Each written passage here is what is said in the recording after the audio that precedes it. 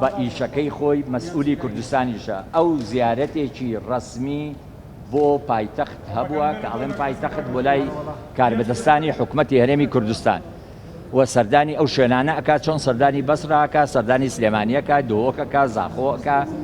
ئەمە لە بەشێک لە ئیش و کارەکانی خۆیەتی و لێرە وەفای بۆ جەنابی مامجەلال هاتۆتە سەر مەزارەکەی مامجەلال و لێرەوە ئەڕوا و تر بەرنامەکانی خۆی دەست پێەکە و بەقەناعەتی من شتێکی ڕۆتینی و شتێکی زۆر ئاساییە، بەڵام شتێکی باشە کە سەرۆکوەزیرانی عێراق ئاگای مادام سەرۆکوەزیرانی عێراقە ئەبێ ئاگای لە هەموو شوێنەکانی عێراق بێ سەردانی هەموو جێگاکان بکات. لەگەڵ هاوسەرەکانی کێتی کۆ بێتەوە ئەوە بینیتان لەگەڵیانە ڕۆیشتن و کۆبوونەوەی خۆیانە.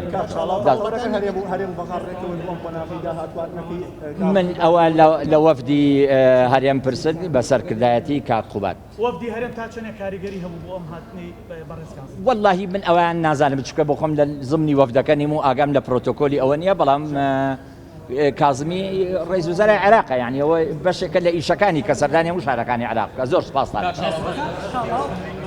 دێتەوە هەتا گەیشتۆتە ئەوەی کە دوای ڕوخانی ڕژێم و نووسینەوەی دەستور بە حسابی دەستوری عێراق کورد بەشێکە و عێراقیش بۆتە دەوڵەتێکی فیدرالی و کوردیش بەشێکە لەو دەوڵەتە.